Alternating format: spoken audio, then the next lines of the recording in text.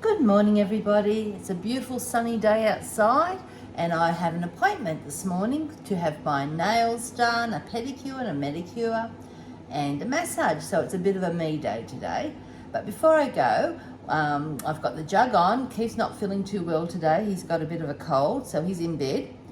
But I thought I would check to see how our canning went last night after it's cooled down. Now, these are all the jars. I've just brought them out to the kitchen, and if I tap on the top of them, I can see that they've all been sealed. The top of the lid is actually indented, like the ones you do in the shop that you test. If it's got a bubble on it, you don't buy it, but if it's sealed, it's sucked in. So yeah, they're all sealed now, so I can take these rings off. And the way you can check, again, is pick them up just by the rim on the top, just by the lid. And if it doesn't fall out, you know you're good to go. Okay, so I'll take the lids off, the rings off, sorry. And then I'm going to wash the jars down, because if there happen to be any siphoning in the canner during the process, then the jars are going to get a bit of an oil film on it. And if you happen to store them on your shelves with that film over the jars, there's a good chance that they might go mouldy, or they might smell, or something bad. Anyway, they look much nicer when they're all shiny and clean. So what I do now is I take all the rings off. I'll give those a good wash. I'll actually wash the jars in soapy water.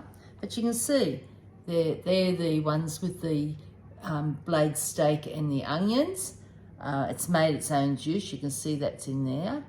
Its own broth. Sorry, I'll put it over here. Yeah, so you can see it's made its own broth.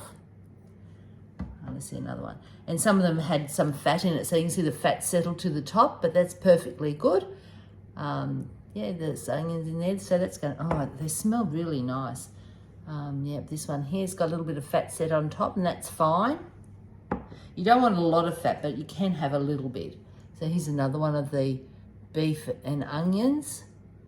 And this will shred up beautifully. I could put that on like a beef sandwich, or toss it through a salad, or if I'm going to make a beef casserole dish, or even probably a stroganoff, I could put it in a stroganoff. So, you know, there's a lot of uses for that. Now, this is the corned beef, and it shrinks in. It makes a lot more liquid, and that is just really lovely to have in salads, or as I said yesterday, you know, you can cook up your veggies and make a white sauce to go over it, and it's just divine. Okay, so there you go. Our 9 jars successfully sealed, no failures, so they can all go on the pantry shelf. So what I'll do is I'll wash them and label them with a pen, so that I know later on I'll go to look at a jar and I'll think, well, what on earth is in that? But now I'll know, because I'll have it labelled. When I first started canning, I wasn't labelling them, and I thought, oh, I'll know by looking at it what's in the jar. But after a while, you do forget. So it's a good idea to label your jars. Okay, I'm going to take you out into the garage now and check the dehydrated chicken, and we'll see how that is. See you soon. Okay, here we are to the dehydrator, and we can see, just get a light on here, all the chicken has actually dried out nicely. It was on for 8 hours, and I let it sit in there overnight, and then I just come and check it in the morning. But you can see it's quite hard, and you can snap it, but you can see that it's perfectly dried out. Okay, so what I'll do is I'll take all these out of here, and I'll add them. There you go, all these yummy chicken strips. So from 2 chicken breasts, this is what we end up with. Okay, I'll go and put them in the jar, and I'll come back and show you when the jar's all full. This is a lovely sight to see. New, clean, freshly canned jars of meat in my pantry. So I've added it to the rest of my pantry now. So I've got all these lovely corned beefs in here, and then I've got the beef and onions in the next 2 rows. And this is chicken that I've already canned before. These is chicken breasts, and these ones is called ugly chicken. So we've got a drumstick and we've got a thigh in there. That's the chicken with the bones in it. They call it ugly chicken. So there you go. So I'll just show you a little bit more that we have in our pantry.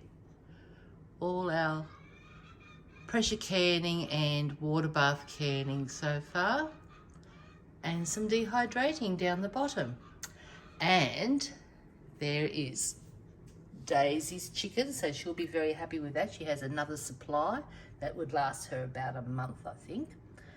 And then over here we've got some more things I have dehydrated. We've got apples and sweet potatoes and all sorts of goodies in there, but we'll talk about all that on another video.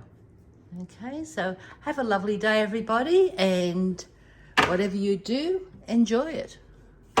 Bye.